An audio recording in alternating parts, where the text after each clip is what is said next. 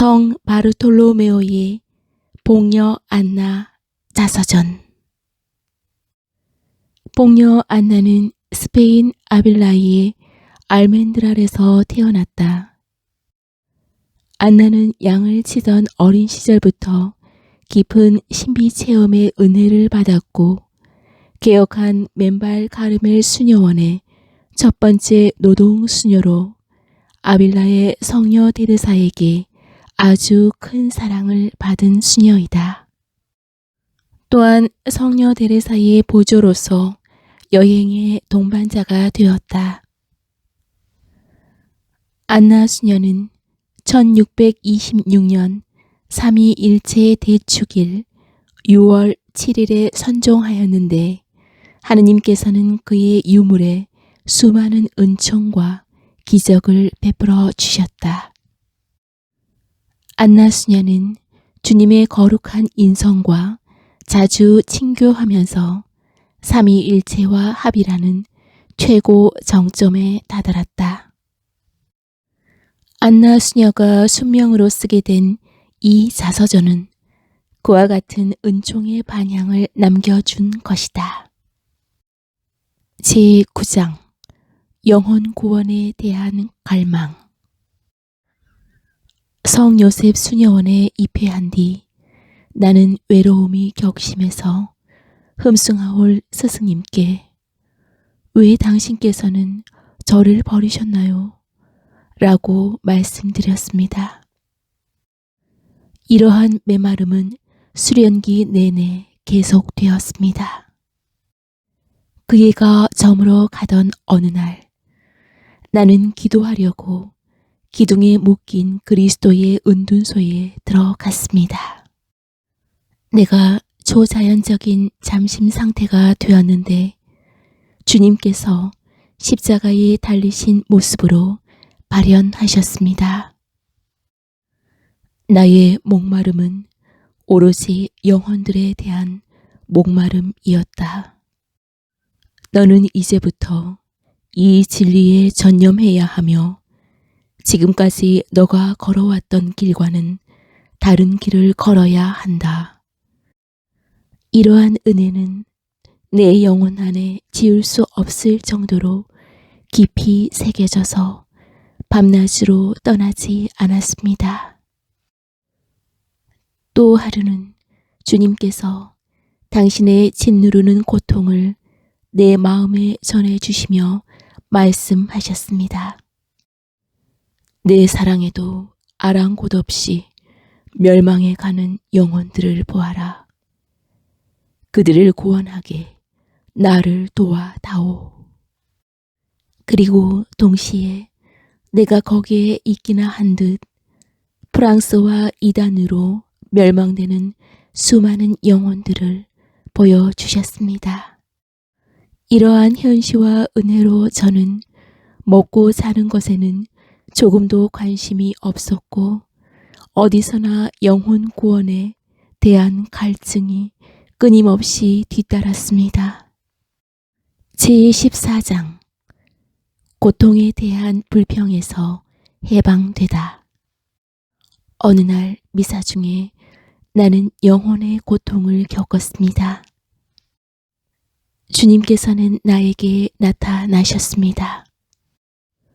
머리에는 가시관이 씌워졌고, 양손은 결박되었으며, 목은 밧줄에 묶인 채 온몸이 상처로 가득한 바로 그 주님이셨습니다. 유다인들이 "그 자를 십자가에 못 박으시오, 십자가에 못 박으시오" 하고 부르짖는 아우성 소리가 내 머리에 울려 퍼졌습니다. 하늘 스승님께서 나에게 다가오시며 사랑스럽게 "나의 딸아, 내 상태를 보아라. 너의 고통이 내 것과 비교할 수 있다고 생각하느냐?" 하고 물으셨습니다. 이 말씀은 화살과도 같이 내 마음을 꿰뚫고 사랑으로 불태워서 나는 앞으로 아무리 큰 고통이 닥치더라도 견뎌낼 수 있는 용기로 가득 채워지는 것을 느꼈습니다. 이 현실은 즉시 사라졌지만 나는 작은 고통을 불평하던 연약함에서 해방되었고 그 현실을 되새기면서 큰 힘을 받았습니다. 제16장 데레사 성녀와 마지막 여정. 우리의 어머니 데레사 수녀님은 죽음에 이르게 될 최후의 병으로 이미 편찮으셨습니다. 종일토록 나는 어머니가 잡수실 것이라곤 아무것도 구할 수가 없었습니다. 먹을 것을 전혀 구할 수 없어서 데레사 수녀님은 극도로 쇠약해지셨습니다. 어머니 데레사 수녀님은 나에게 자매님, 뭘 좀 줘요. 몹시 어려워요. 라고 하셨습니다. 가진 것이라고는 마른 무화과 열매 몇 개밖에 없었고 어머니는 심한 열로 온몸이 불덩이 같았습니다. 나는 어떤 사람에게 값은 상관하지 말고 계란 2개를 구해달라고 하며 은화 4잎을 주었습니다. 그 사람이 가져간 돈으로는 아무것도 살 것이 없다고 하며 돈을 다시 돌려주었을 때 거의 돌아가실 것 같은 어머니의 모습을 보면서 나는 그만 울고 말았습니다. 이때 내가 겪은 슬픔은 어떤 말로도 표현할 수 없는 것이었습니다. 마음이 찢어질 것 같은 나는 서서히 죽음을 맞으시는 어머니를 뵈면서 더할 수 없는 큰 고통에 그저 눈물만 흘리고 있을 뿐 어머니를 도와드릴 아무런 방법도 없었습니다. 천사 같은 인내심을 가진 어머니는 나를 향해 자매님, 울지 말아요. 하느님께서 지금은 이걸 원하십니다. 하고 위로의 말씀을 해주셨습니다. 어머니는 늘 해오시던 대로 성인답게 그것을 받아들이셨습니다. 그러나 어머니보다 극기 단련이 덜 된 내가 아주 고통스러워하는 모습에 어머니는 괴로워하지 말아요. 방금 먹은 무화과로 넉넉하니까 하고 나를 위로해 주셨습니다. 제17장 데레사 성녀의 임종을 지켜드리다. 임종하시기 바로 이틀 전 우리 둘만 있을 때 어머니 데레사 수녀님은 이런 말씀을 하셨습니다. 자매님, 내가 죽을 때가 되었어요. 이 말씀은 내 마음을 한층 더 깊이 꿰찔렀습니다. 나는 한시도 데레사 수녀님을 떠나지 않았습니다. 임종하시던 날 어머니는 아침 일찍부터 말씀을 못하셨는데 어머니는 나를 보자 미소로 반기시며 두 손으로 나를 잡고 내 팔에 당신의 머리를 누이실 만큼 큰 겸손과 애정을 보여주셨습니다. 그렇게 어머니가 마지막 숨을 거두실 때까지 그 자신보다도 나는 더한 죽음을 체험하면서 어머니를 품에 안아 모셨습니다. 주님께서는 어머니의 영혼을 데려가시려고 천국의 가족들을 동반하고 어미하신 모습으로 어머니의 침대 발치에 나타나셨습니다. 이 영광스러운 현실은 사도신경 한 번 외울 정도로 지속되었습니다. 어머니는 숨을 거두셨으며 이 복된 영혼은 하느님을 누리려고 비둘기처럼 높이 날아 올랐습니다. 제18장 드레사 성녀의 발현과 2장. 어느 날 밤 내가 잠든 사이에 어머니 데레사 수녀님이 아주 눈부시게 빛나는 영광스러운 모습으로 나타나셔서 이런 말씀을 해 주셨습니다. 자매님, 원하는 것이 있으면 나에게 부탁하세요. 내가 그것을 얻어줄게요. 그 말씀을 알아듣고 나는 어머니에게 성령께서 제 영혼 안에 항상 머무르실 수 있도록 하느님의 성령을 청합니다. 라고 말씀드렸습니다. 어머니 데레사 수녀님은 당신의 성덕으로 인하여 나에게 생겨난 완전하고도 확실한 소신을 남겨두고 사라지셨습니다. 또 한 번은 내가 하느님께서 기뻐하실 덕을 닦기 위해 온 마음을 다해 노력하려고 거룩한 어머니에게 어떤 덕행이 가장 주님의 마음에 드는지 알 수 있는 은혜를 얻어달라고 청했더니 어느 날 어머니 데레사 수녀님께서 나타나셔서 자매님, 그것은 겸손이에요. 하고 말씀하셨습니다. 제26장 퐁투아즈를 떠나다. 한 번은 퐁투아즈에서 내가 맡은 직책에 나는 완전히 부적합하다고 주님께 불평하였습니다. 나는 지푸라기에 불과하다고 나의 부족을 말씀드렸더니 하늘 스승님께서는 나는 지푸라기로 불을 붙인다 고 대답하셨습니다. 또 한 번은 내가 아주 다정한 사랑을 체험하며 영혼이 깊은 잠심에 잠겼습니다. 나와 친밀한 예수 그리스도께서 나는 너가 이렇게 되길 바란다. 내가 원하는 바대로 내가 너와 함께 할 수 있도록 지식에 의존하지 마라. 인간적으로 똑똑한 이 세상의 현자들은 내 말을 듣지 않고 자기들이 모든 것을 안다고 생각하기 때문이다. 라고 하셨습니다. 제30장 멀리 있는 사람을 보는 은혜. 내가 투르에 있는 동안 대수도원의 여 아빠스가 병석에 누웠습니다. 사실 그녀가 임종이 가까웠다는 것을 하느님께서 나에게 알려주셨습니다. 환자가 임종 중이니 내 기도가 필요하다는 것을 하느님께서 이미 나에게 알려주셨습니다. 내가 기도에 잠겨들자 한 군단이나 되는 악령들이 그녀의 방으로 들어가는 것이 보였습니다.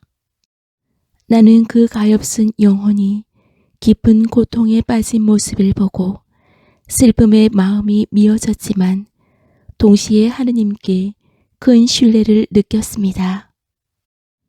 나는 고통 중에 하느님께서 내가 청하는 은혜를 내려주시리라는 희망을 갖고 그분께 향했는데 그 즉시 이 세상에서 사람들과 사귈 때의 모습으로 주교 차림에 예수 그리스도께서 천상적 아름다움을 지니시고 임종자의 방으로 들어가시는 것이 보였습니다. 위엄이 가득하신 주님께서는 수많은 천사와 성인들의 무리를 거느리셨습니다. 갑작스러운 주님의 출현에 압도당한 모든 악령들이 이를 모면하려고 불이 나게 도망쳐 버렸습니다. 동시에 이 복된 영혼이 죽음의 고통에서 빠져나왔고 하늘 스승님께서 그를 데려가시는 것을 보았습니다.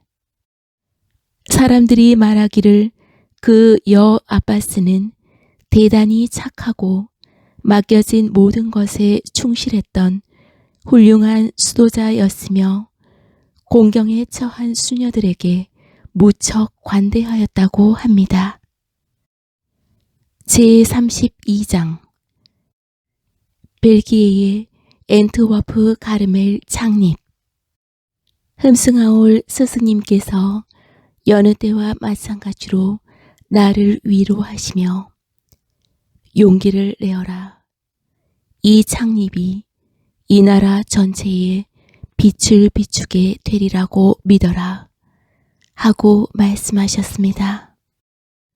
이 말씀이 있으신 후에 나는 십자가를 끌어안을 용기를 가졌습니다. 제33장 앤트워프에서 받은 신비적 은혜. 어느 해 성목요일에 우리 주님께서는 그날의 무한한 사랑의 신비와 흠숭하올 스승님께서 영혼들을 위하여 지니신 위대한 사랑을 보여주셨습니다.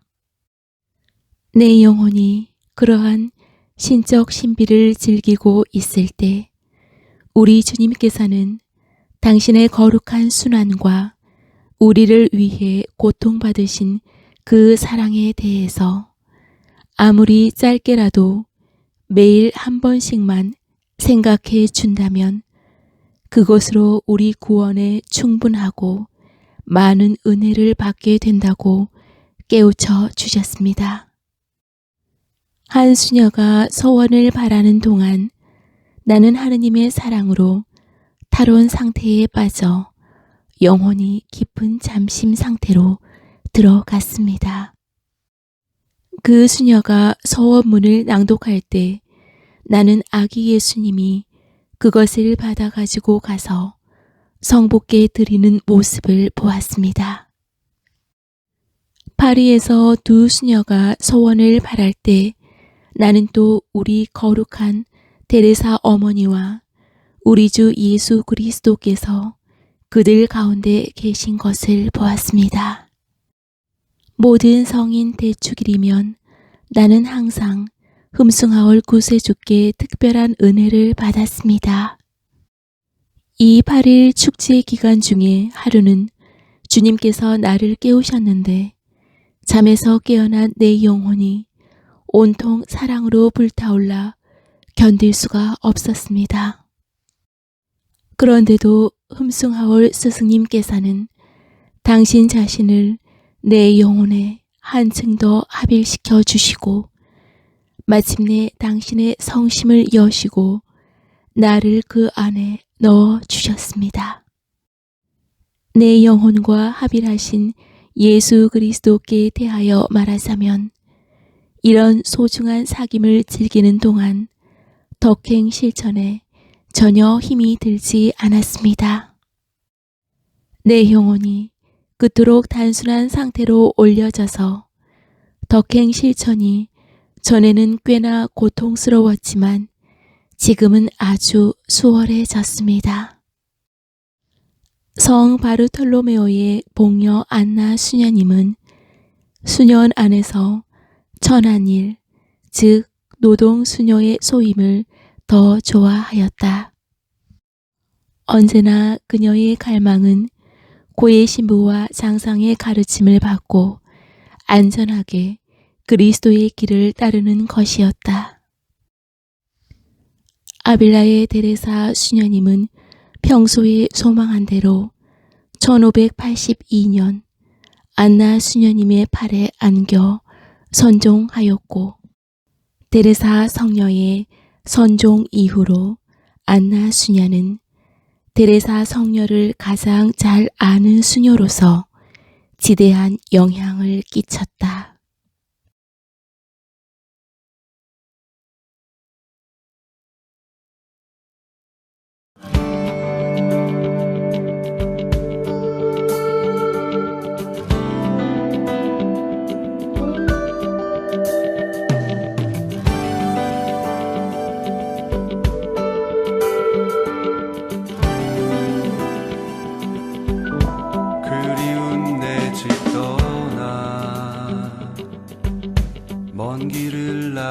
있었을 때 부풀었던 기대가 어느덧 사라지고 내게 남겨진 것은 그리움과 눈물뿐. 지난 날의 추억이 자꾸 생각이